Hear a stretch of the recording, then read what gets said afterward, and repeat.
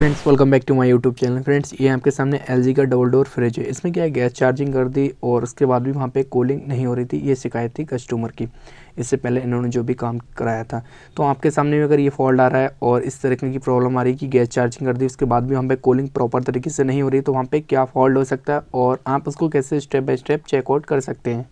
या फिर gas charging करते हैं तो वहाँ पे क्या होता है, उसकी थोड़ी देर के बाद वहाँ पे कूलिंग करना बंद कर देता है। ये दिक्कत आती है।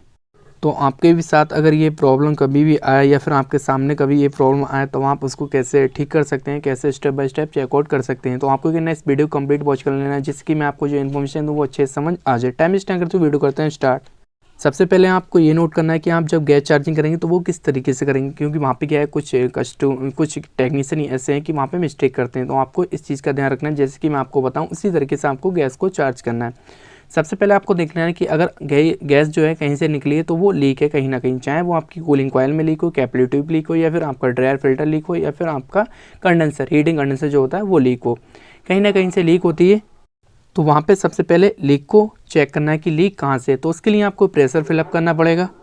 जब आप लीक को फाइंड आउट कर लेंगे तो उस समय आपको क्या करना है, जब आप सोल्डिंग करेंगे, चाहे वो कोई भी कॉपर ट्यूब का पाइप हो या फिर हीटिंग कंडेंसर हो या फिर आपका ड्रायर कैपिलरी ट्यूब, जहाँ पे भी आप सोल्डिंग करेंगे तो एकदम प्रॉपर तरीके से सोल्डिंग करेंगे।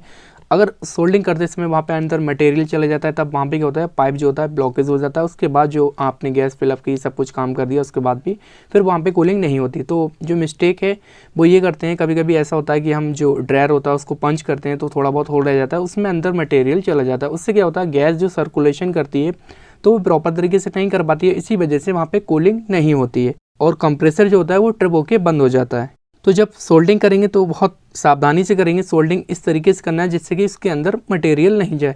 या फिर जब आप सोल्डिंग करेंगे तो कभी कभी ऐसा होता है, जो पिनवाल होता है, पिनवाल लगाते हैं या फिर पाइप का टुकड़ा लगाते हैं, जो क्वार्टर का पाइप का टुकड़ा यूज करते हैं, तो वहाँ पे क्या होता है, ज़्यादा हीट दे देते हैं। इस हीट से क्या होता है, अंदर उसके मटेरियल जाता है तो पाइप ही ब्लॉक हो जाता है, बिल्कुल मतलब पाइप बंद हो जाता है।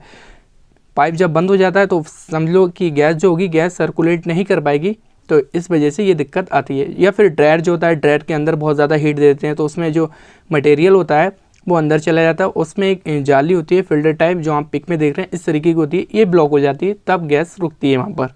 जब आप कैपिलरी ट्यूब का सोल्डिंग करेंगे, कैपिलरी ट्यूब का टाँका लगाएंगे तो उस समय बहुत सावधानी से लगाएंगे। पहले सबसे पहले आपको देख लेना है कैपिलरी ट्यूब एकदम प्रॉपर तरीके से होल होना चाहिए उसका अच्छे से।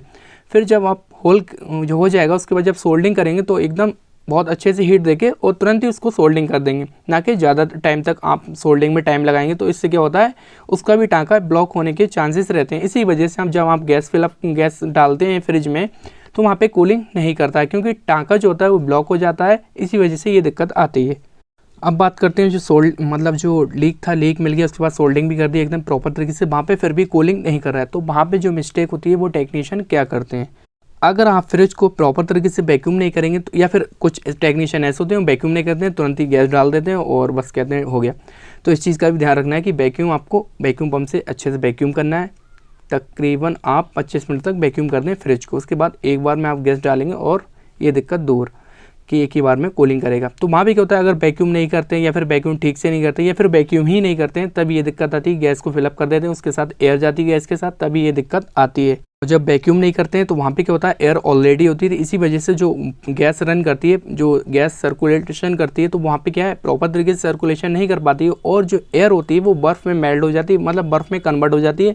फिर वो क्या होता है, एक जो प्रॉब्लम क्रिएट होती है वो चोकिंग की प्रॉब्लम क्रिएट होती है। इसी वजह से वहाँ पे थोड़ी देर कूलिंग करेगा जब आप गैस चार्जिंग करेंगे, अगर वैक्यूम नहीं करते हैं तब, फिर उसके बाद बंद हो जाएगा, तो ये दिक्कत आती है। तो आप क्या करें, प्रॉपर तरीके से वैक्यूम करें, अच्छे से वैक्यूम करके उसके बाद आप गैस को फिलअप करेंगे तो ये दिक्कत नहीं आएगी। जो थोड़ी बहुत देर के बाद फ्रिज मतलब कूलिंग करना बंद कर देता है वो कंटिन्यू करेगा, क्योंकि वहाँ पे क्या होगा, आपने सारा जो भी इसके अंदर एयर होगी, नमी होगी, वो सारी वैक्यूम पंप के जरिए से आउट हो जाती है। तो वैक्यूम करके उसके बाद आप गैस को फिलअप कर सकते हैं।